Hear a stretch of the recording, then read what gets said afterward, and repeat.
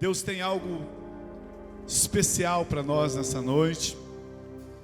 Eu tenho certeza que Deus vai falar muito ao seu coração nessa noite. Amém? Nós, todo domingo à noite, nós ministramos sobre a graça de Deus. E hoje eu queria ministrar sobre a hipergraça. Tem aí para mim? Coloca aqui para mim. Eu queria ministrar sobre a hipergraça. O que é a hipergraça? Olha aí. Vamos falar junto? 1, 2, 3. Hipergraça. Mas deixa eu te falar. Essa palavra, ela não foi criada para dizer que a graça é boa. Esse termo é usado para atacar aqueles que defendem que a graça é o evangelho verdadeiro. Então presta atenção. Essa palavra hipergraça, ela foi criada para atacar todos aqueles que pregam o evangelho verdadeiro. Eles usam esse termo para dizer que nós usamos a graça para baratear o evangelho e tornar o evangelho sem valor. Quando você fala que a sua igreja ministra a graça, eles logo falam assim, mas lá ministra a hipergraça. Aí, não, aqui ministra a hipergraça sim. Nós vamos ver o que a Bíblia fala sobre isso. Será mesmo que essa é a verdade? Que a hipergraça é algo que faz mal para nós? Em Mateus capítulo 16, hoje eu queria que você prestasse bastante atenção, porque a partir de hoje vai começar algo diferente na sua vida através dessa palavra. Em Mateus capítulo 16, Jesus ele chega para os discípulos e pergunta para os discípulos assim: quem dizem os homens que eu sou? Estava tendo um burburinho lá em Jerusalém, Jesus fazendo milagre. E os discípulos falaram assim, olha, uns dizem que o Senhor é Elias, outros dizem que o Senhor é João Batista, outros dizem que o Senhor é Jeremias, tem alguns que dizem que o Senhor é um profeta. E Jesus falou assim, mas e vós? Quem dizeis que eu sou? Aí Pedro responde assim, está lá em Mateus 16, nessa história, Pedro responde assim, tu és o Cristo, o Filho do Deus vivo. Fala assim comigo, filho. Jesus fala assim, parabéns. Parabéns, Pedro. Porque não foste a carne e o sangue que te revelaste, mas fosse o meu Pai que te revelou que eu sou o Filho de Deus. Naquele momento, Pedro teve a revelação fundamental do Evangelho. Que Jesus Cristo é o Filho do Deus vivo. Que Jesus Cristo era o Filho de Deus que foi enviado do céu. Agora ouça isso. Deus, Ele deu o melhor dele. Deus deu o que Ele tinha de melhor. Para que lá na cruz, Ele tomasse o lugar que era meu, o lugar que era seu. Deus entrega o que Ele tem de melhor para que lá na cruz Ele pudesse tomar o nosso lugar. Nós já estudamos tanto isso. Nós chamamos isso da grande troca do Calvário. Pastor, o que é a grande troca do Calvário? Ele levou tudo que era nosso e Ele nos deu tudo que era dele. Bom, o que era nosso? Nosso era o pecado. A Bíblia diz que Ele levou todo o nosso pecado, mas Ele nos deu toda a justiça dele. Nossa era a pobreza, mas a Bíblia diz que Ele se fez pobre para que pela sua pobreza nós pudéssemos nos tornar ricos.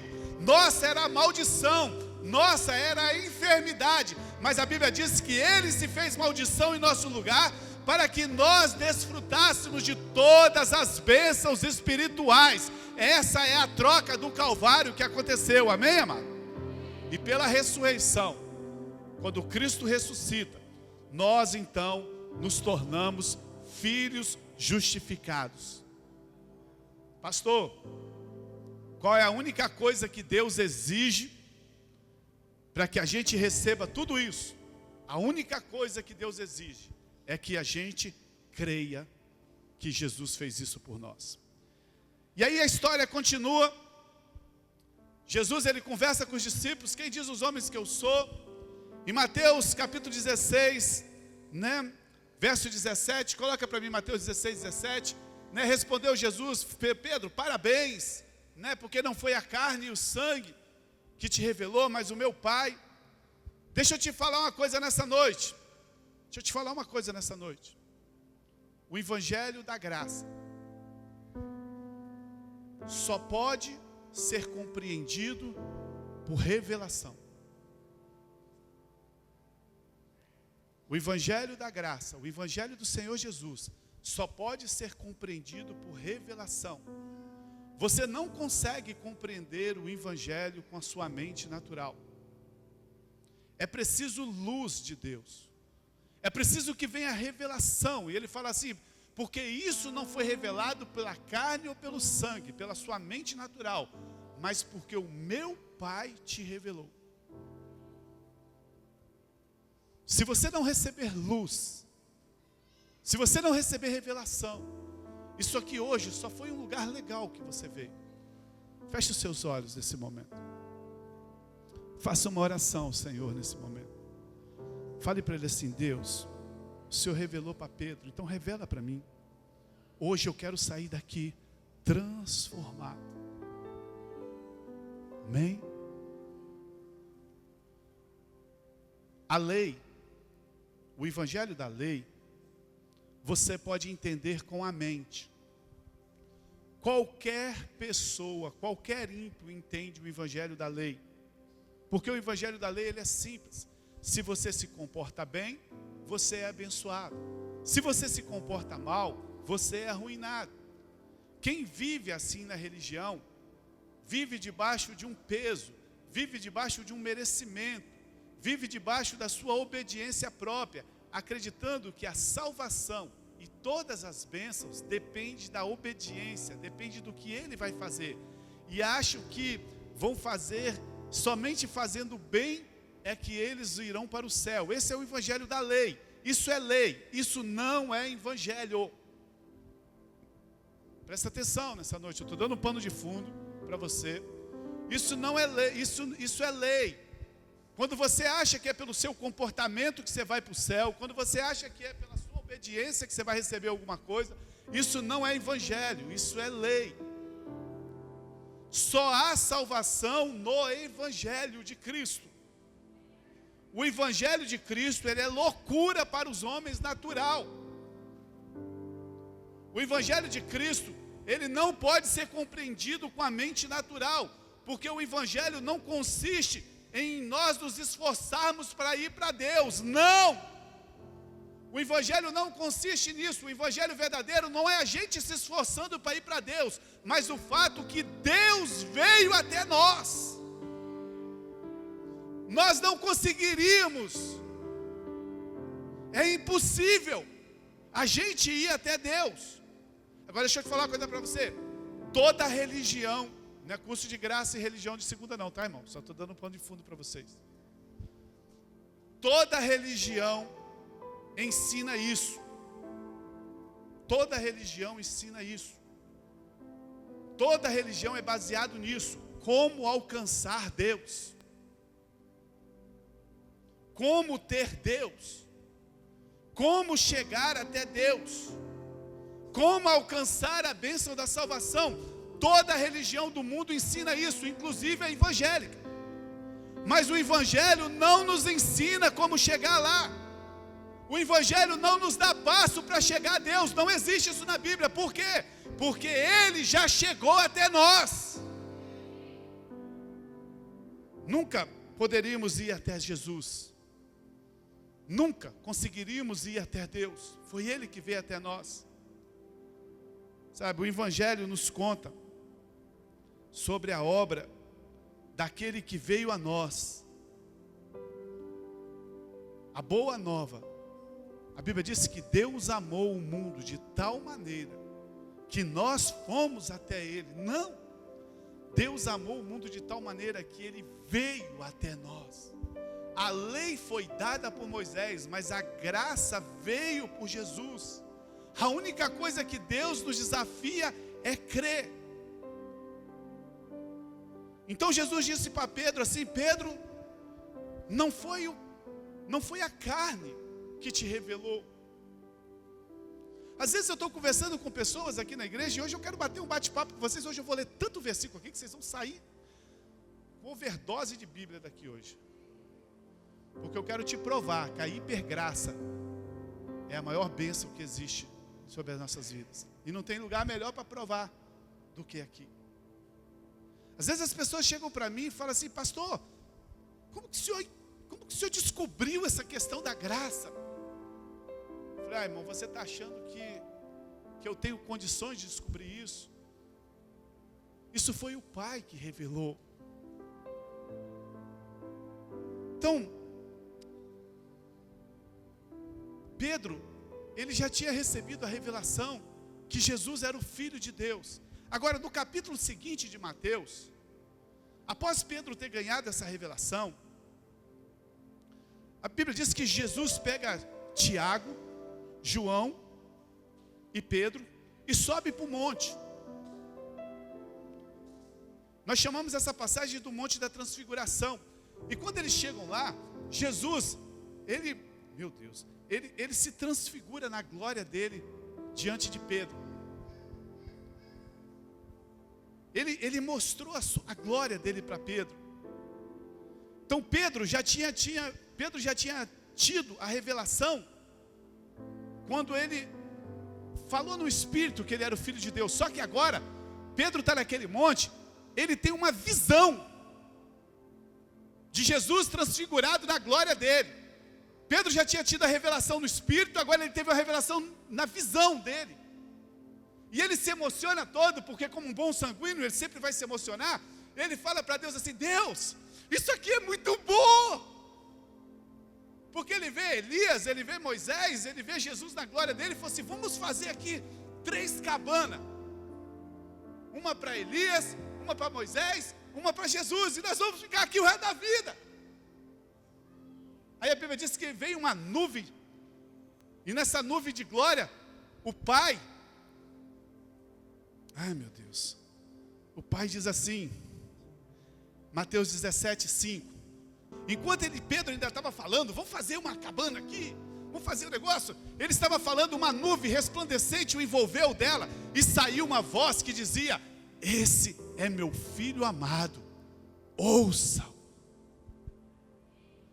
Pedro teve uma revelação no Espírito quando ele falou: tu és o Cristo, o Filho do Deus vivo.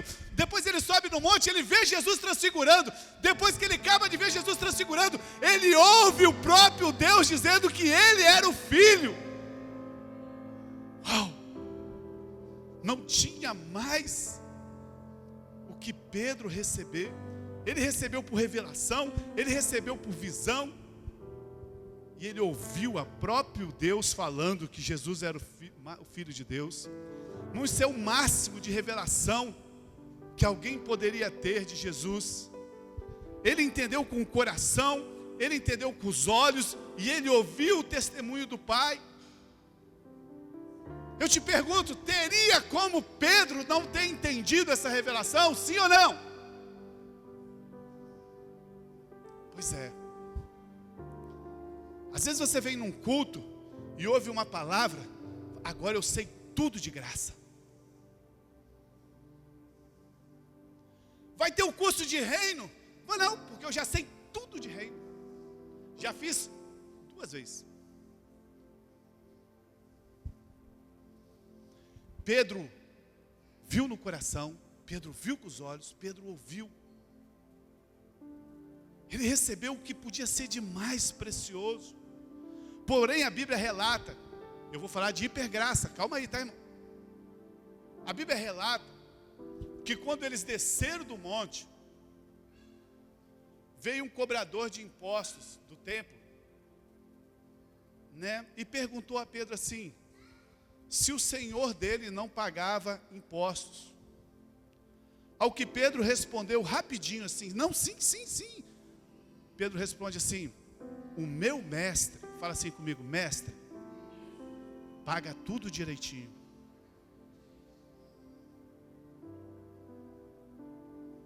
O meu mestre paga tudo direitinho. Ele queria dizer que Jesus era honesto, correto, que cumpria a lei. Mas ele chama Jesus de.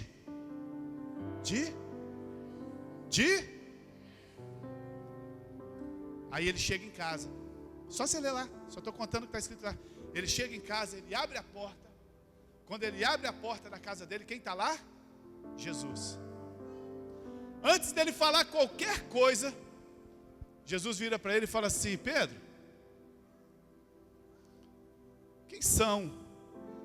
quem é que paga imposto? Os filhos ou os subordinados? E ele falou assim: os filhos, os subordinados. Mateus 17, 25, coloca aqui, 25 e 26, olha a história. Sim, paga, respondeu ele. Quando Pedro entrou na casa, Jesus foi primeiro falar, perguntando-lhe: o que você acha, Simão? De quem os reis da terra cobram tributos e impostos? Dos seus próprios filhos ou dos outros? E Pedro responde: dos outros, respondeu Pedro. Disse Jesus: então, o filho está isento. Porque ele tinha tido uma revelação que Jesus era o Filho. Ele viu, ele ouviu, ele sentiu no coração. E a ficha de Pedro cai ali. E a nossa ficha precisa cair. Deixa eu falar uma coisa para você. A gente nunca se forma na escola da graça. Talvez eu e você nunca iremos ter uma revelação igual Pedro teve, de ouvir Deus, de ver Jesus se transfigurando. Na primeira situação que ele teve, ele esqueceu que Jesus era o Filho de Deus, virou o mestre. Sabe, amados, mesmo depois de você ter tido uma revelação,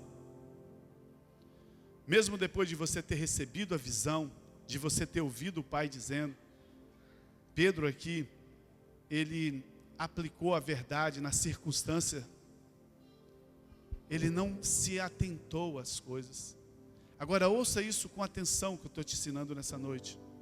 Não é fácil, não é fácil, não é simples entender o Evangelho. Eu vou repetir aqui para você, não é fácil, não é simples entender o Evangelho. É necessário que você receba a luz. É necessário que você tenha um coração sedento e que peça ao Senhor revelação. Você pode ouvir de graça aqui domingo após domingo, domingo após domingo, até o dia que o cobrador de imposto chega para você. Segura para mim, faz favor. Até o dia que o cobrador de imposto chega para você e você é tentado voltar para a lei. Até o dia que dá o problema no seu serviço, que você precisa definir a sua posição. E você percebe que você não tem tanta revelação como você achava que você tinha. Porque a revelação do Evangelho, ela não é feita na carne e no sangue. Nós precisamos do Espírito de Deus. As pessoas, elas ficam furiosas quando a gente começa a ouvir a mensagem do Evangelho da graça. As pessoas ficam furiosas quando a gente começa a ensinar o Evangelho da graça. Eles nos chamam de herege. Eles falam assim: olha, eu não volto mais, eu não quero ouvir mais isso. Certa vez eu preguei aqui que nós não devemos mais nada para Deus, que tudo foi pago. A pessoa ficou horrorizada.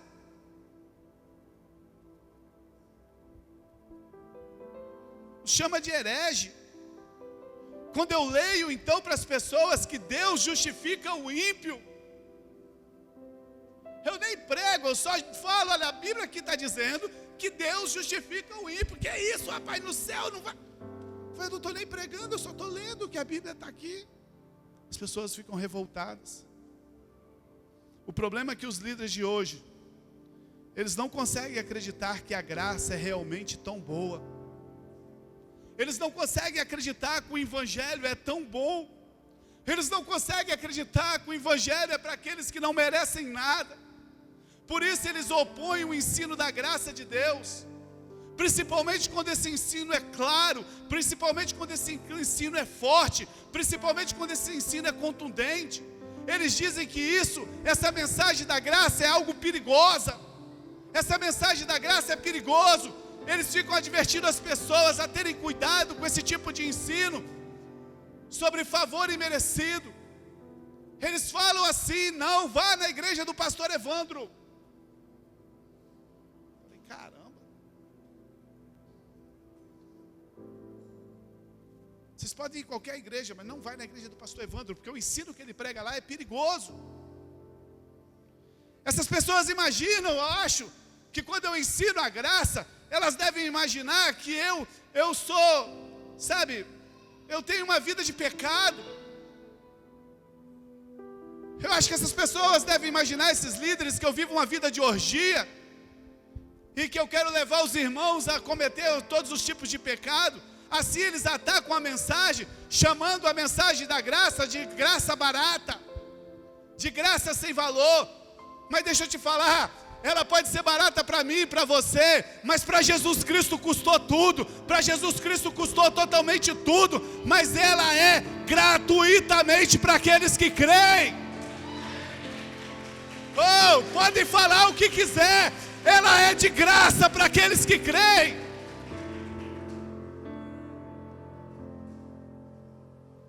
Chamam de barata, mas custou muito para o Senhor Jesus. No entanto, é óbvio que ela é dada de graça, porque se não fosse de graça, não seria graça, seria dívida. Deixa eu te perguntar nessa noite, será que existe hipergraça? Pergunta para a pessoa que está do seu lado assim: você acredita que existe hipergraça?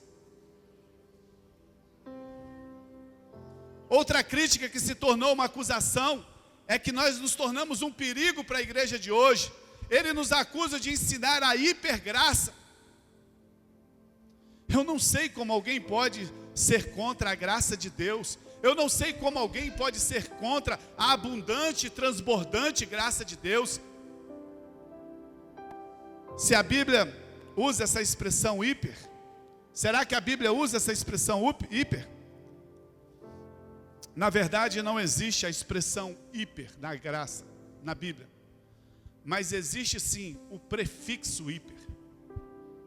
Romanos capítulo 5, e agora eu vou ler texto aqui para vocês, até cada texto desse dava para dar uma pregação, mas nós vamos ser bem rápido neles. Romanos capítulo 5, verso 20, diz assim: a lei foi introduzida para que a transgressão fosse ressaltada, mas onde abundou o pecado, transbordou a graça.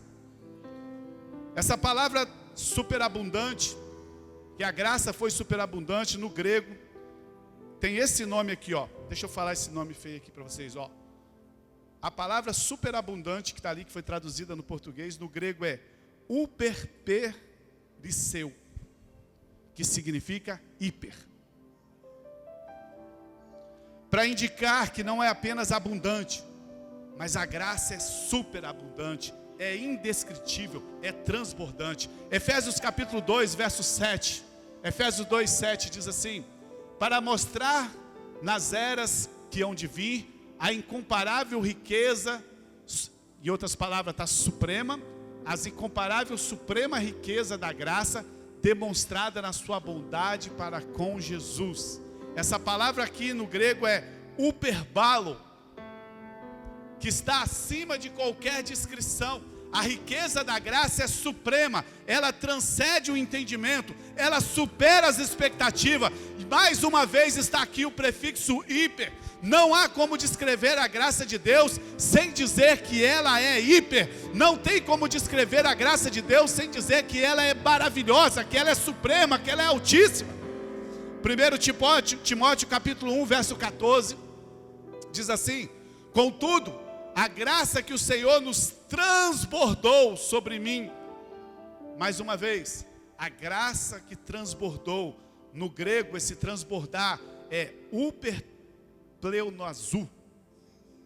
Não sei falar grego, mas eu anotei lá, que é o prefixo, mais uma vez, de hiper. Mais uma vez, está falando que a graça é hiper. Então, por que nós não deveríamos ser hiper sobre a abundância da graça? Por que nós não poderíamos receber essa hipergraça, essa transbordante graça? Irmãos, se as pessoas querem viver numa graça miserável, se as pessoas querem viver numa graça que não tem poder sobre a vida delas, isso é problema delas, mas eu e a minha casa, como diz Josué, nós receberemos a transbordância da graça de Deus sobre as nossas vidas.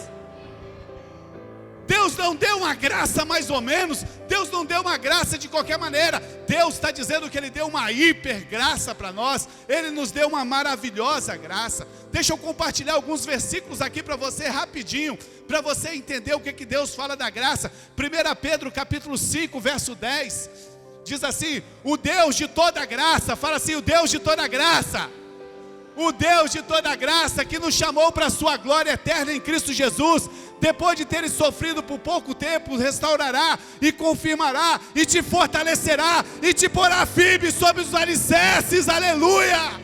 É o Deus de toda graça. Muitas pessoas querem apresentar Deus como um Deus de juízo, muitas pessoas querem apresentar Deus como um Deus de condenação, muitas pessoas querem apresentar Deus como um Deus bravo, mas a Bíblia diz que o nosso Deus é o Deus de toda graça, aleluia. 1 Pedro capítulo 1, verso 2, tem uns 50 versículos aqui. 1 Pedro capítulo 1, verso 2, bota lá, 1, 2, 1 Pedro 1, 2.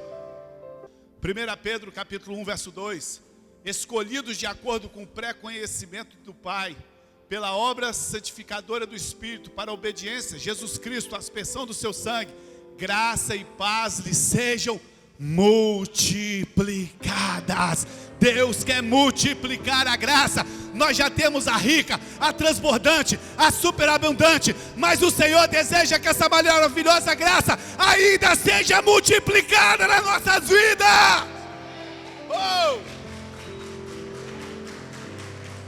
Pastor, como que isso acontece? Com o conhecimento do Senhor. De acordo com que você vai conhecendo o Senhor, a graça vai se multiplicando. João capítulo 1, verso 14. Hoje eu não vou pregar, hoje eu só vou ler versículo. João 1, 14. Aquele que é a palavra tornou-se carne e viveu entre nós. Vimos a sua glória como a glória do unigênito, vindo do Pai, cheio de graça e cheio de verdade. Existe o que Deus fez. Deus não veio para cá com Jesus cheio de ira, não. Jesus falou assim: eu não vim condenar o mundo. A Bíblia diz que Ele veio cheio de graça e de verdade. Aleluia. Transbordante de graça. 1 Pedro capítulo 1, 10. 1 Pedro 1, 10 foi a respeito dessa salvação que os profetas falaram, da graça destinada a vocês que investigaram e examinaram.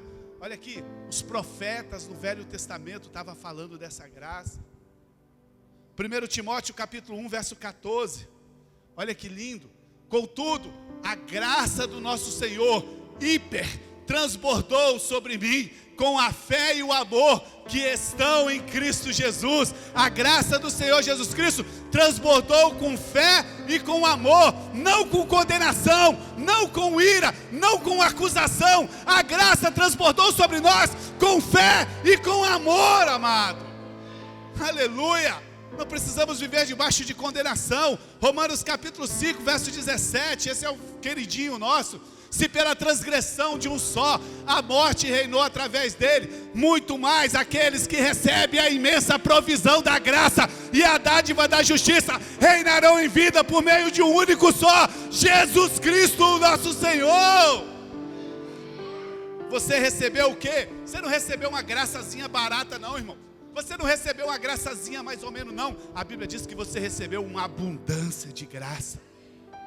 Para quê, pastor? Para reinar em vida. Quando eu chegar no céu, você vai para o céu, você vai acreditando. Você recebeu abundância de graça para começar a reinar aqui. Porque se você não começar a reinar aqui, você não vai reinar lá. Curso do reino amanhã.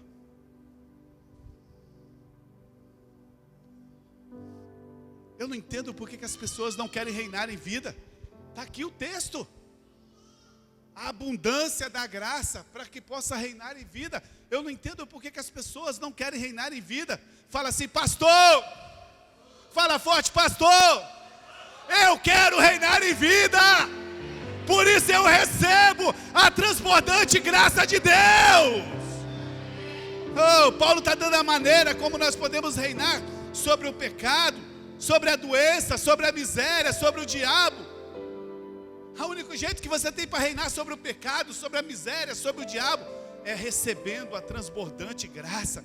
Quando você crê na graça abundante, então ela está dizendo que ela é hiper para a sua vida. Essa graçazinha,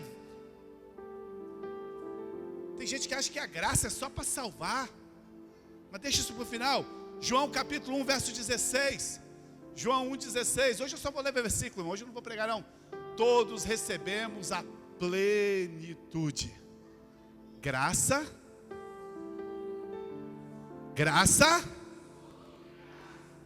Irmão, a plenitude. Graça sobre graça. Você sabe o que é graça sobre graça? Irmão, graça já é bom, mas é graça sobre graça.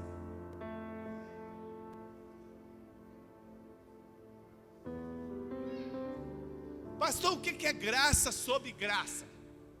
Imagina, você vai na praia. Está imaginando você na praia? Você vai na praia. Aí vem uma onda. O que é isso? Graça. Isso é graça. Quer coisa melhor do que uma onda na praia? Graça. Eu levo os goianos para a praia, irmão. Eles bebem água para ver se é salgada mesmo. Você vê a onda veio, isso é graça. Então, se você ficar olhando, você vai ver que vai vir uma segunda onda. Essa segunda onda, ela vai transpor a primeira onda. Aí depois você fica olhando, que vai vir a terceira onda, que vai transpondo a outra onda, que vai sobrepondo sobre a outra onda. E vai a terceira, e vai a quarta, sabe, as ondas vão sempre transpondendo, né, umas sobre as outras. É isso que a Bíblia está dizendo. Isso é graça sobre graça. Você recebeu a salvação, a graça. Deus te dá uma família abençoada, graça. Deus te dá um emprego abençoado, graça. Deus te dá um filho abençoado, graça. Você tinha um problema de pecado e vem a outra onda e você não tem mais. Você tinha um problema, Deus vem graça. E aonde você vai é graça. Deus vai mandando graça. Graça sobre graça. Graça sobre graça. Se você deseja isso, dá uma salva de palmas para o Senhor e fala: eu quero isso na minha vida. Isso é a plenitude da graça. Se você recebe graça só para salvação, você vai lá na praia, aí você recebe graça só para salvação, recebeu uma onda, e agora você vive uma vida miserável. Vida financeira não resolve, casamento sempre com problema, filhos com problema, porque não tem graça sobre graça. Você fica sempre se esforçando. Não dava para pregar em cada versículo desse aqui, dava para fazer uma mensagem, mas vamos embora, que eu tenho mais uns 80 aqui. Romanos capítulo 5, verso 2. Hoje eu quero te provar que existe hipergraça na Bíblia. Romanos capítulo 5, verso 2. Por meio de quem obtivemos acesso pela fé a essa graça, na qual agora estamos firmes e nos gloriamos da esperança da glória do Filho de Deus. Por meio do Senhor Jesus Cristo, temos acesso a essa graça pela fé, e por causa disso nós estamos firmes. Aleluia. Não espere, pastor, eu não estou sentindo nada. Se eu prego, eu não estou sentindo nada. Irmão, não espere sentir nada, simplesmente creia. Deus não falou que através dos seus sentimentos você vai ficar firme. Não, a Bíblia diz que é através da fé. Se a Bíblia está dizendo que é, então é. Não espere sentir nada, apenas creia de todo o coração. Porque agora, nesse momento que você está aqui, você está debaixo do favor imerecido de Deus. Romanos capítulo 5, verso 15. Romanos 5,15. Entretanto, não há comparação entre a dádiva e a transgressão. De fato, muitos morreram por causa da transgressão de um só homem, mas a graça de Deus, isto é, a dádiva pela graça de um só, Jesus Cristo, transbordou ainda muito mais para muitos. Por causa de um homem teve morte, mas por causa de um outro homem transbordou graça abundante para as nossas vidas. Que papo furado é esse que não existe hipergraça? Querem te oferecer uma graça que não tem poder, misturado com lei, para você ficar preso na religião. Atos capítulo 20, verso 24. Esse é lindo. Todavia, não me importo, nem considero a minha vida de valor algum para mim mesmo, se tão somente puder terminar a corrida e completar o ministério que o Senhor Jesus me confiou, de testemunhar do Evangelho da graça de Deus. Deixa eu te falar, Paulo chamava o Evangelho de Evangelho da graça.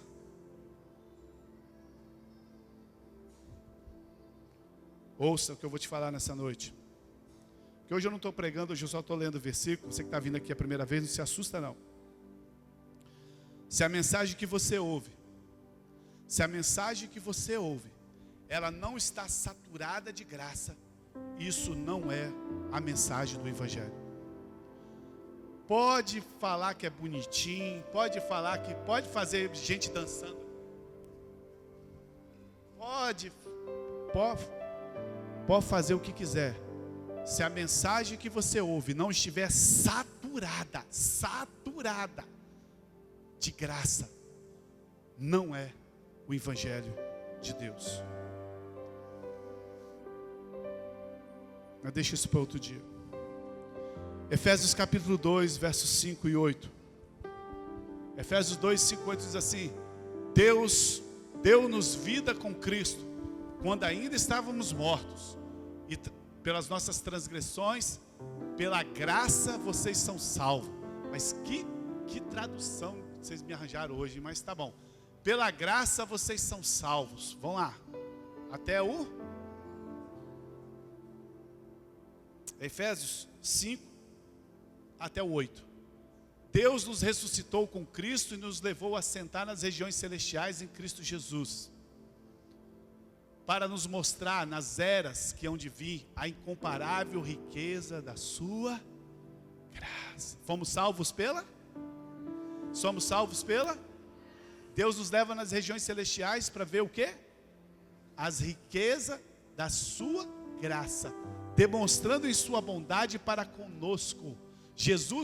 Deus mostra a riqueza da graça dele, para mostrar a bondade dele para conosco. Verso 8.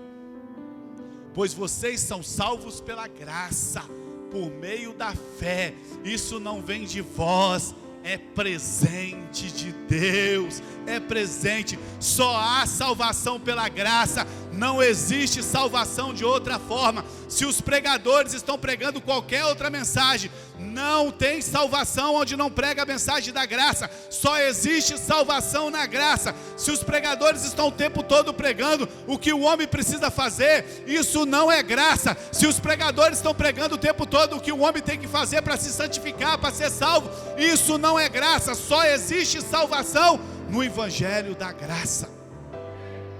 É isso que Jesus está falando, Paulo está falando. Graça é o que Deus fez, não o que nós fazemos. Graça é Deus vindo a nós, não nós indo a Deus. Graça é Deus nos dando, não nós dando alguma coisa para Deus. O centro do Evangelho, aqui ó, no centro, é venha e receba. Não é dar, é venha e receba. Alguns pregadores estão sempre dizendo que você precisa dar algo para Deus. Você tem que dar seu Isaac para Deus. Você tem que dar algo para Deus. Você precisa fazer algo para Deus, para receber alguma coisa em troca. Mas isso não é Evangelho. O Evangelho da graça é venha e receba. O Evangelho da graça é Deus indo até nós, não nós indo até Deus.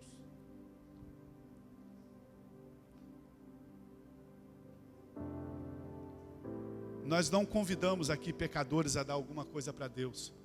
Pecador não tem nada para dar para Deus. É Deus que está ofertando algo.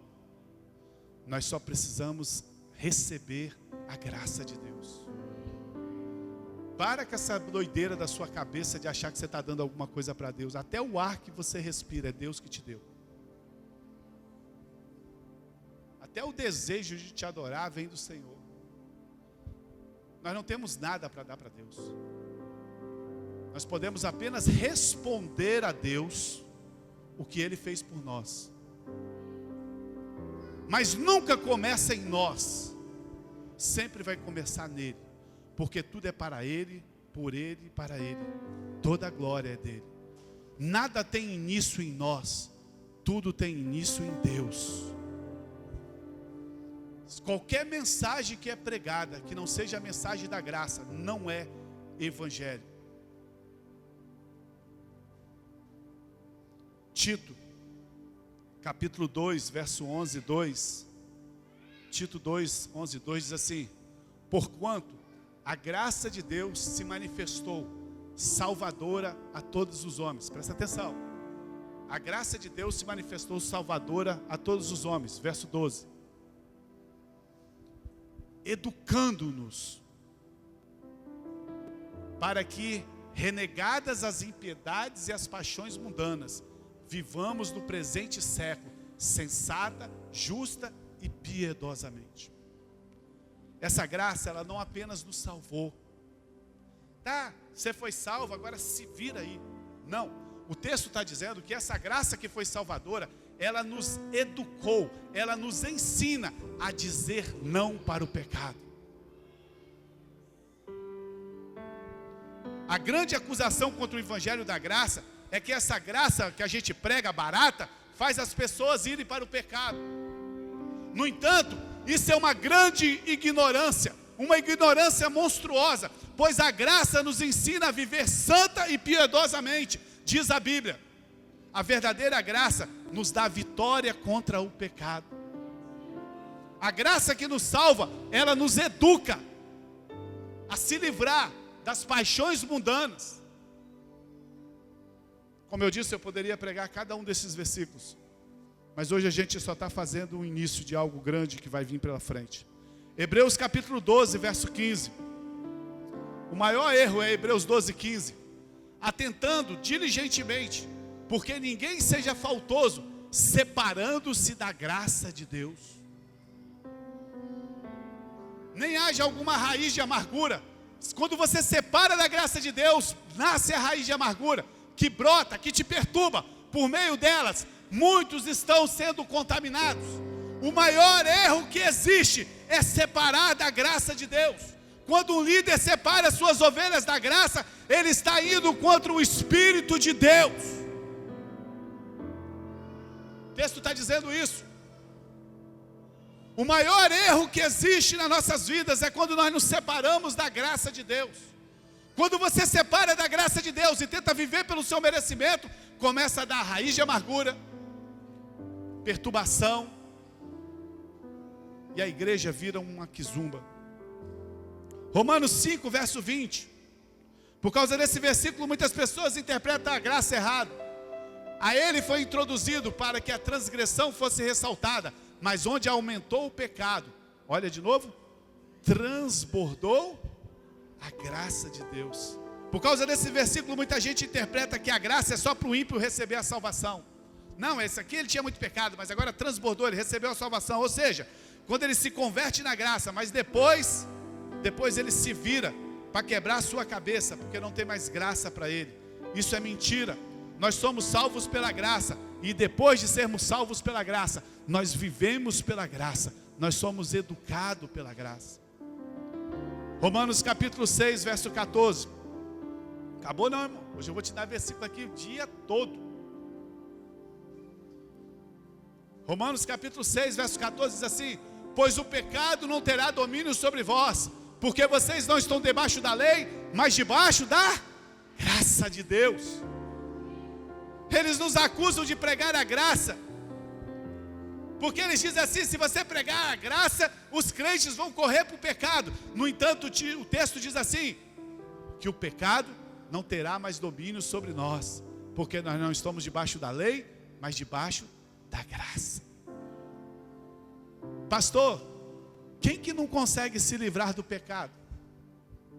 A pessoa que não consegue se livrar do pecado porque ela ainda está na religião, porque ela ainda está na lei,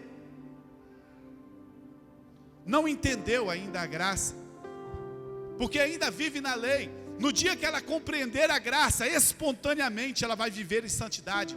Só há santidade aonde a graça de Deus está sobre a vida da pessoa.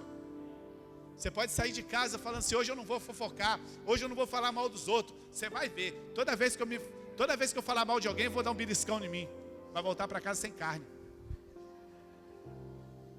Porque quanto mais você dizer que não pode, mais você vai querer fazer. Sabe, amado? Vamos lá, estou quase acabando. Atos capítulo 13, verso 43. Atos 13, 43. Despedida a congregação, muitos dos judeus estrangeiros piedosos, convertidos ao judaísmo, seguiram a Paulo e Barnabé. Estes conversavam com eles, recomendando-lhes que continuasse, a palavra aqui é perseverasse, na graça de Deus. Imagina, os judeus se converteram.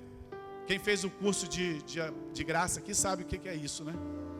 Os judeus se converteram e Paulo falou para eles assim: olha, vocês permaneçam, perseverem. Por quê, irmão?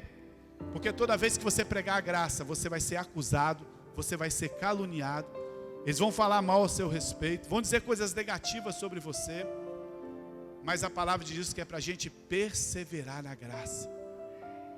Perseverar, perseverar. Olha Pedro aí de novo, 1 Pedro capítulo 1, verso 13. Portanto, estejam com a mente preparada, prontos para agir, estejam alerta, ponham toda a esperança na graça, ou será dada a vocês quando o Senhor Jesus Cristo for revelado. A nossa esperança tem que estar onde? Na graça.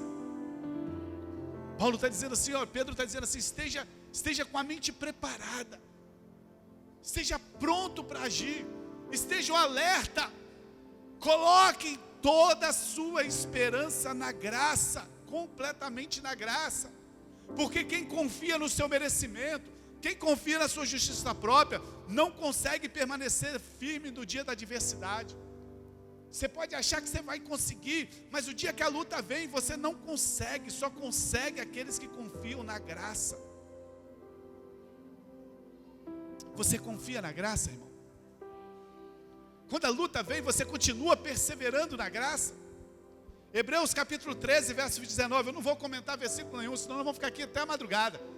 Não se deixe levar pelos diversos ensinos e estranhos. Irmão, o que tem de ensino estranho hoje em dia é uma loucura. É ensino de anjo, é ensino de libertação, é ensino de cura, é ensino de... Tem cada doideira.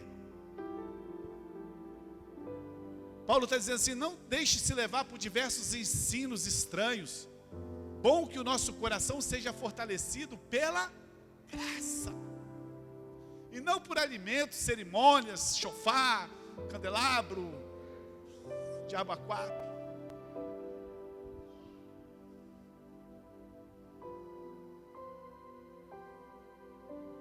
Os crentes, quando eu falo da graça, eles falam assim: mas isso é muito raso, eu queria aprender coisas mais profundas.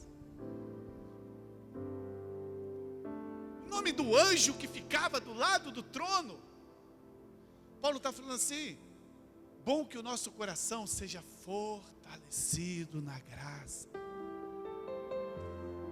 ter o coração confirmado na graça, saber que o Senhor te ama todos os dias, independente do que você faça, saber que você é filho, saber que Deus ele tem a provisão para a sua vida, saber que você se tornou justiça de Deus, que os seus pecados foram perdoados e o Senhor Deus não se lembra mais.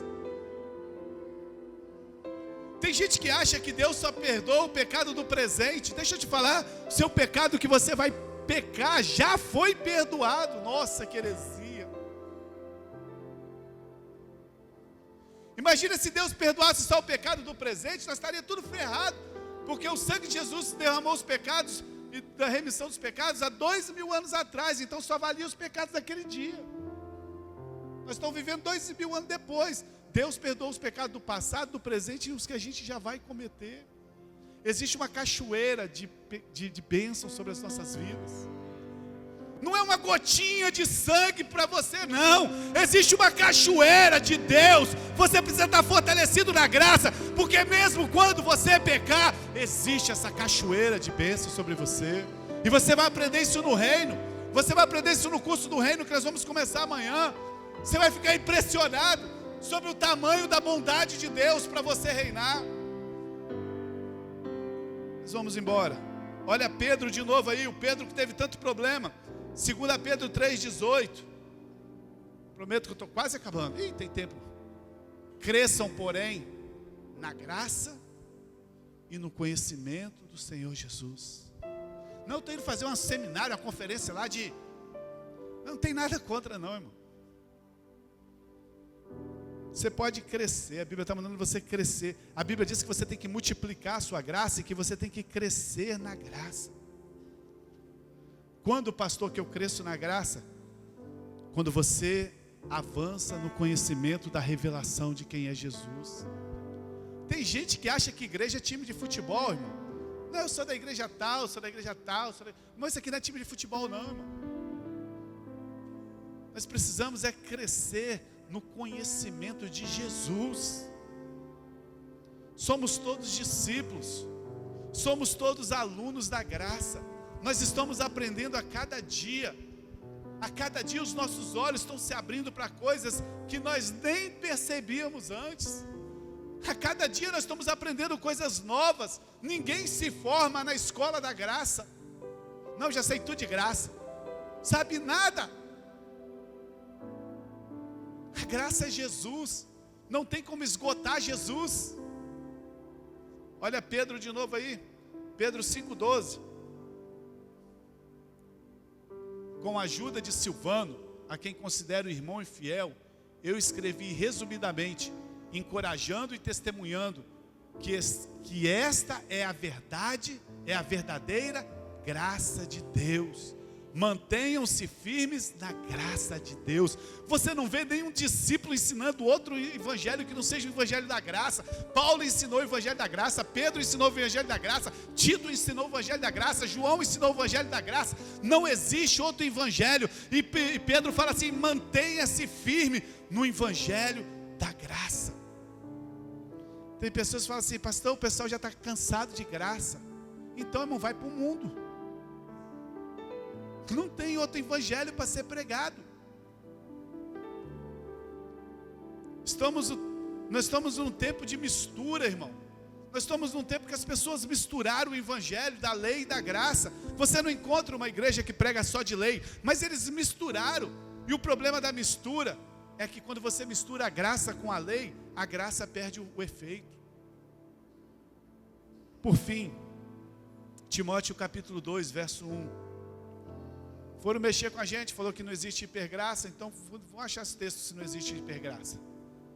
Eu parei aqui, porque senão nós ia ficar a noite toda, tá, irmão? Parei aqui mesmo, senão nós ia ficar a noite toda. 2 Timóteo 2,1. Portanto, você, meu filho, fortifique-se na graça. Eu estou fazendo um seminário aqui de cura interior, 18 meses. Vai tomar vergonha na sua cara, vai se fortificar na graça que há em Cristo Jesus. Vai conhecer a graça do Senhor Jesus. A graça de Deus, sabe, está em Jesus Cristo. É nessa graça que nós somos fortalecidos.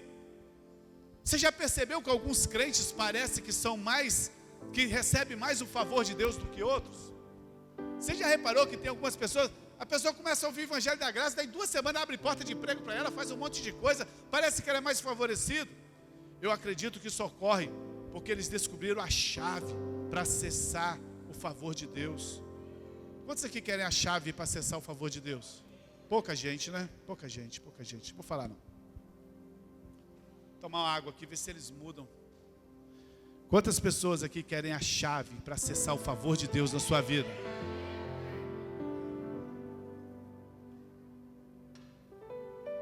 Grifa na sua Bíblia. Sempre é Romanos, né, irmão? Romanos capítulo 5, verso, essa é a chave. 5, verso 2.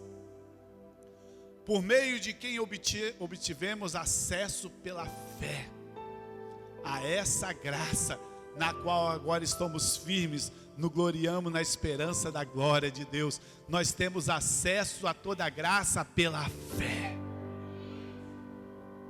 É a fé que abre todas as portas, é a fé que abre todos os portais para que você receba todas as bênçãos na sua vida.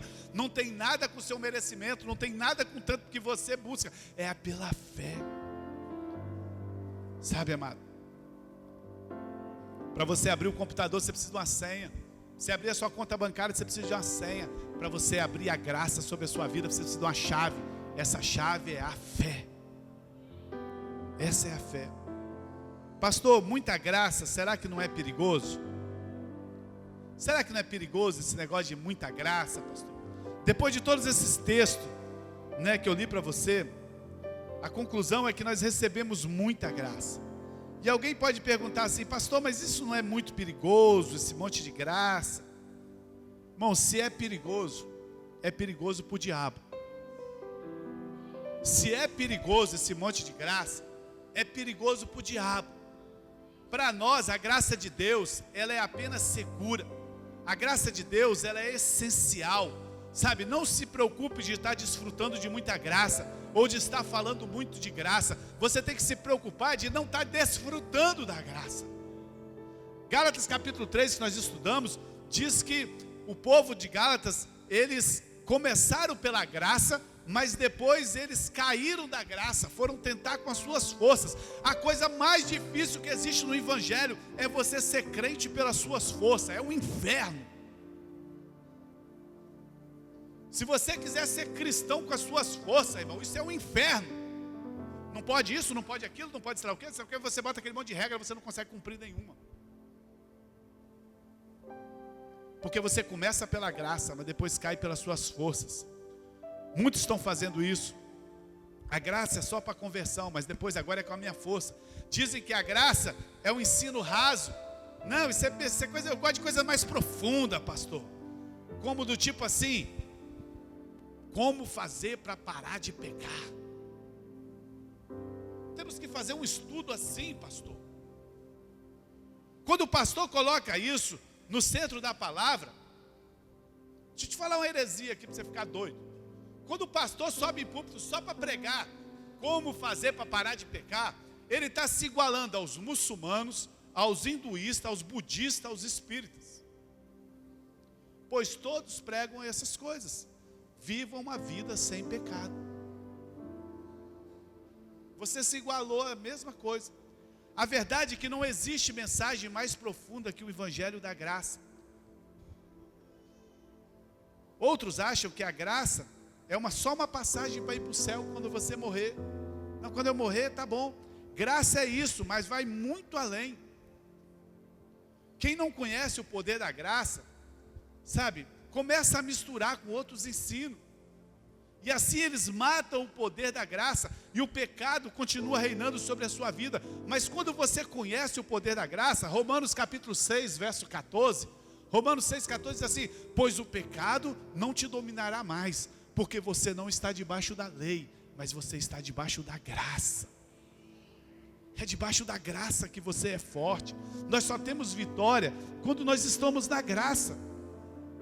Graça não é um tratamento para o pecado, irmão. Graça é cura.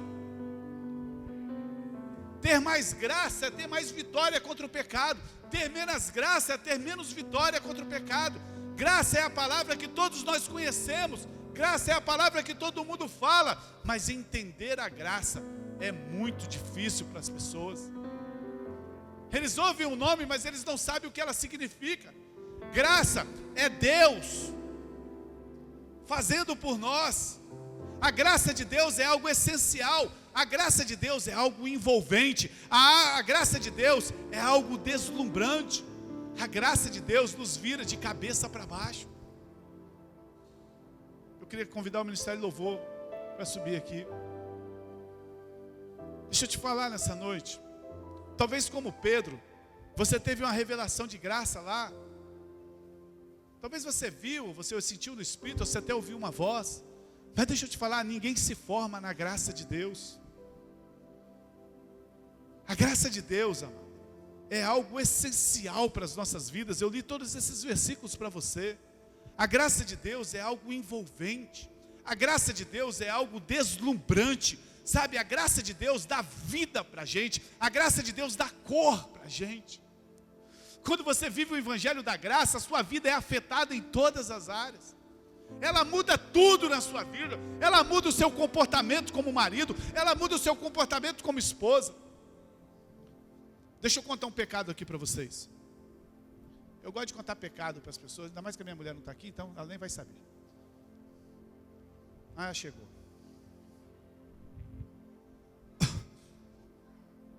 Sexta-feira essa mulher quase me matou. Não, eu estou falando que a graça muda tudo na sua vida. Sexta-feira eu acordo cedo todos os dias para levar minha mulher para fazer o cross. Aí eu vou para uma academia, ela vai para o cross. Aí ela desceu com a roupa toda colorida. Mulher fazendo ginástica tem roupa para tudo quanto é jeito, né? Eu falei, nossa, que roupa colorida. Aí, passou uns minutos. Presta atenção, irmão. Estou acabando. Passou uns minutos.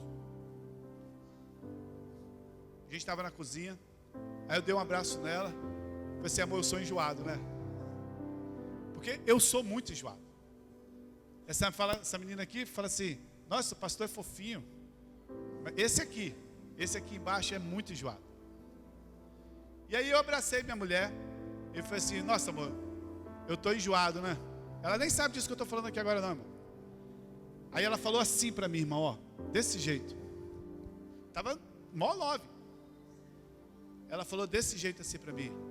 É, amor, inclusive, você está tendo mais problemas do que qualidade. Caraca. Eu tomei um 220 assim, ó. Fechei a cara. Falei, vamos para a academia. Levei ela, não falei nenhuma palavra com ela até lá. Tá chateado? Falei, muito. Como assim? Mais defeito do que qualidade? Você está acostumado a ouvir assim, amor, você é top, mas você tem esse problema aqui que te atrapalha. Agora, quando a mulher fala para você que você tem mais defeito do que qualidade, aí a justiça própria grita. Pô, sustenta essa casa, eu gosto dessa mulher colorida, essa roupa, isso aqui, eu tô aqui com isso aqui. Como assim mais defeito do que qualidade? Aí começa a ver os defeitos dela também. Isso aqui. Deixei ela no cross, fui embora, fui nem para academia. Brabo, voltei para casa brabo. Cheguei em casa, olhei para mim assim, olhei para o espelho. Ela não sabe isso não, irmão. Eu falei assim, quer saber da verdade? Ela está é certa. Eu tenho mais defeito que qualidade mesmo. Eu não sei nem como é que ela me aguenta. Fiz a minha mochilinha, mas não foi rápido assim não.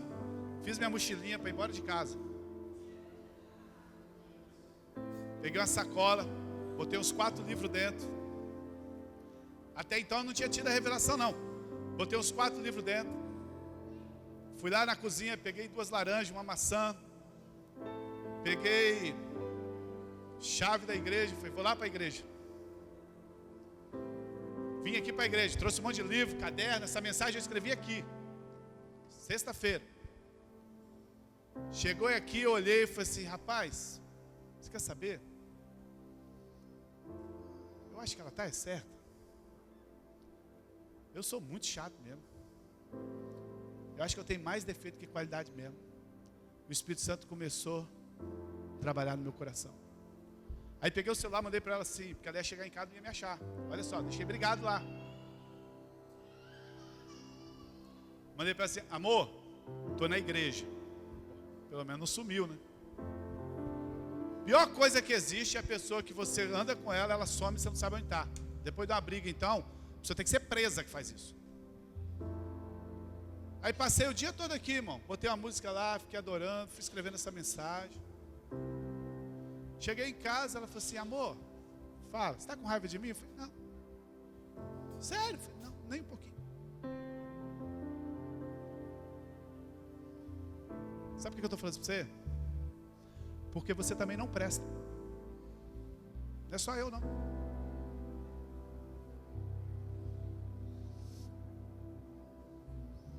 Quando a graça entra na sua vida, ela muda todas as áreas.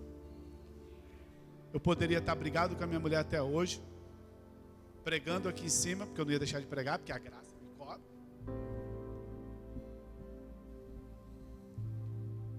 Quando você entender o que é a graça na sua... Eu te dei um monte de versículo aqui rápido. Mas quando você entender o que é a graça na sua vida, ela vai afetar todas as áreas da sua vida. Vai afetar seu casamento, vai afetar a criação dos seus filhos, vai afetar o seu relacionamento com Deus. Os próximos domingos, eu quero ministrar um evangelho que você nunca viu antes na sua vida. Não, pastor, mas eu já ouvi tudo de graça. Eu falei, você não ouviu ainda. Os próximos domingos eu quero ministrar alguma coisa assim que você, um evangelho, o evangelho da graça, que você nunca viu. Eu creio em nome de Jesus que os seus olhos vão ser abertos, sabe, para uma perspectiva revolucionária. Porque, meu amado, a vida é curta. A vida é muito curta para a gente ficar perdendo tempo sem usufruir o melhor de Deus.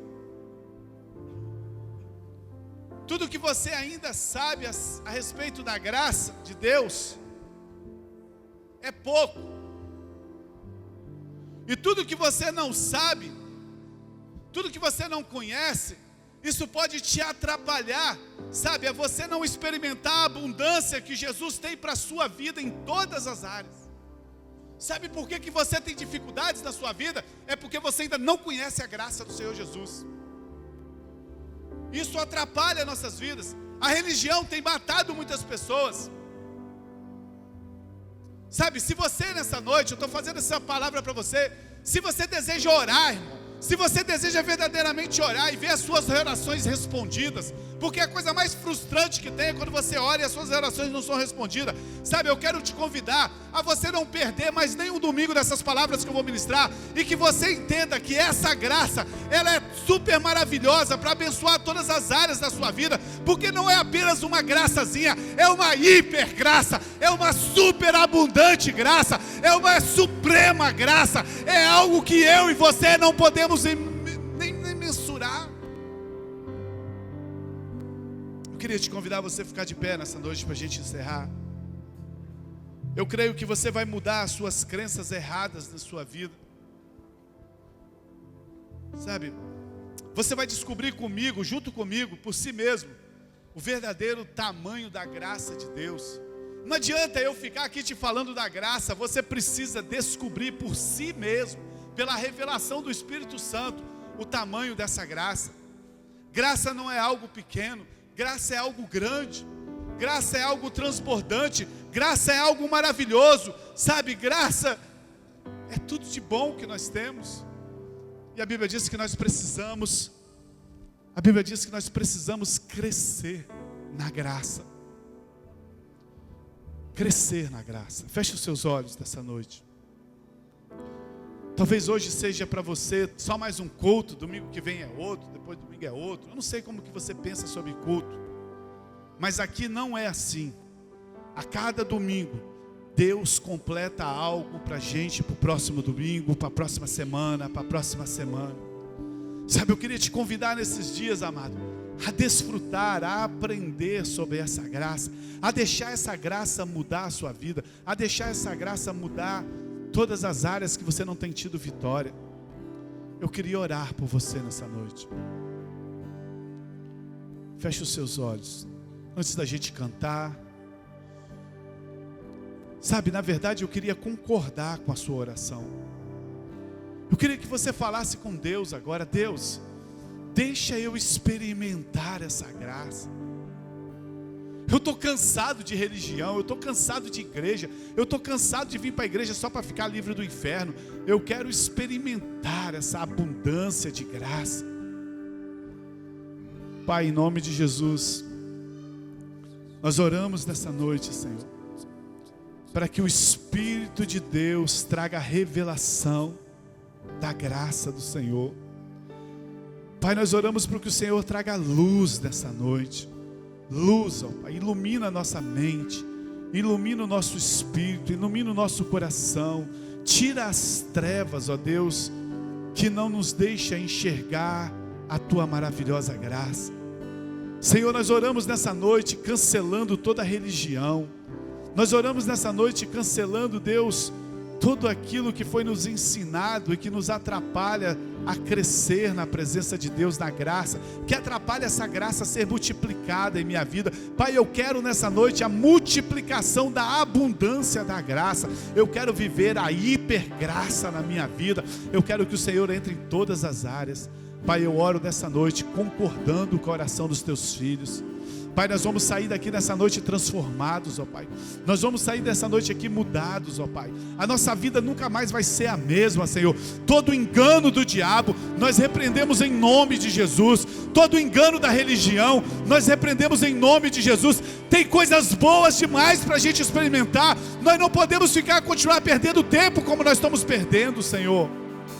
Pai, em nome de Jesus, traz luz nessa noite. Traz luz nessa noite. Aleluia, adore o Senhor.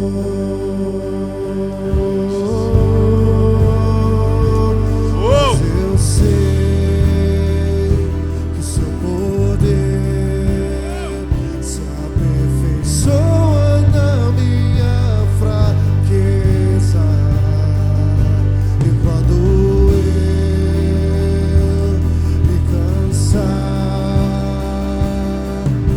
a Sua força opera em mim.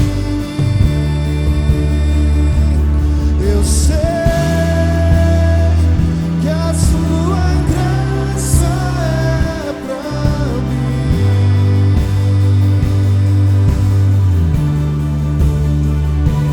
Eu sei que a Sua bondade não tem fim. Jesus, quando eu não posso, quando eu não consigo, quando estou fraco, ou se estou caído, Você me levanta e me encoraja.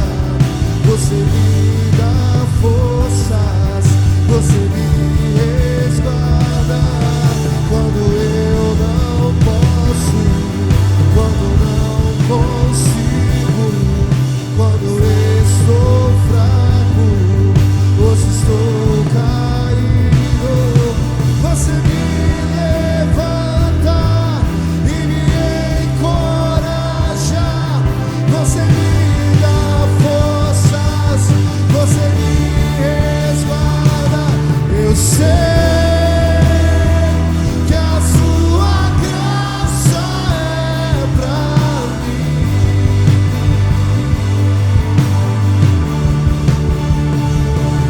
Eu sei que a Sua bondade não tem fim. Jesus, eu sei que a Sua graça é pra mim.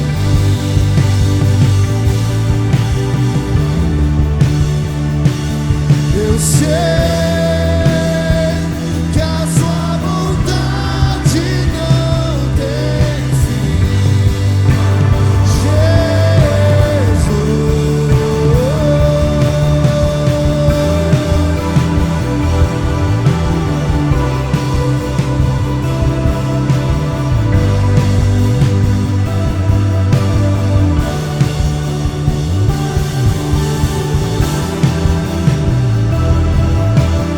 Declare essa graça sobre a sua vida, porque ela não tem fim.